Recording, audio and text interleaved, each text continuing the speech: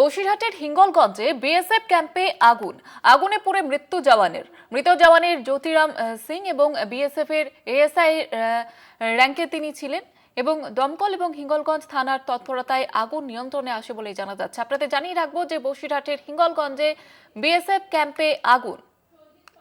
আমাদের প্রতিনিধি সঞ্জিত চক্রবর্তী রয়েছেন আমাদের সঙ্গে ফোন লাইনে। সঞ্জিত, কি জানা যাচ্ছে বিষয়ে?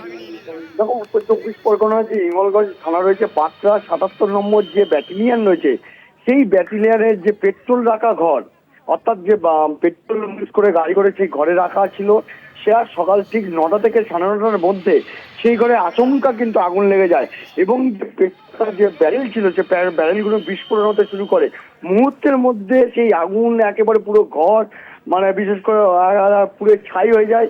সেই জায়গায় জটিল এএসআই র্যাঙ্কের এই 77 নম্বর ব্যাটালিয়ানের যে এএসআই র্যাঙ্কের যে জওয়ান, তার একটু আগুনে ঝলসে দেয় জ্যোতিরাম সিং এবং তার ইতিমধ্যে জানা গেছে তার মৃত্যু হয়েছে এবং স্থানীয় বাসিন্দারা ছুটে বিএসএফ এর আধিকারিকরা দমকলকে খবর দেওয়া হয়, কিন্তু মুহূর্তে যে আগুনের যে লেলিন শিকা যে বিধ্বংসী চেহারা নেয়, আশেপাশের জায়গায় আগুন চালাতে শুরু করে, কিন্তু দমকল যাওয়ার আগেই সেই আগুন নামানোর চেষ্টা শুরু করলেও কিন্তু শেষ রক্ষা হয়নি। ওই জওয়ানের মৃত্যু হয়েছে।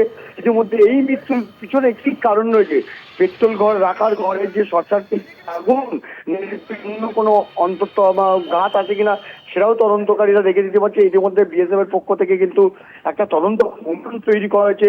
একদিকে বিশেষ করে হিঙ্গলগঞ্জ থানা সদর পুলিশ আধিকারিকরা সেখানে যান, যে পরিস্থিতি পুরোটা দেখেন।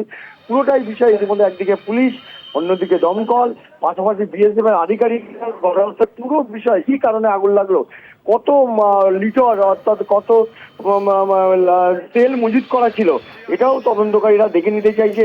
এখন শর্ট সার্কিট থেকে আগুন, না এটার অন্তর আছে, না অন্য কোনো কারণে। যদিও ওই ঘরে কিন্তু ওই জওয়ান ছিল এসআই র্যাঙ্কে, যার জন্য সে বেরোতে পারেনি।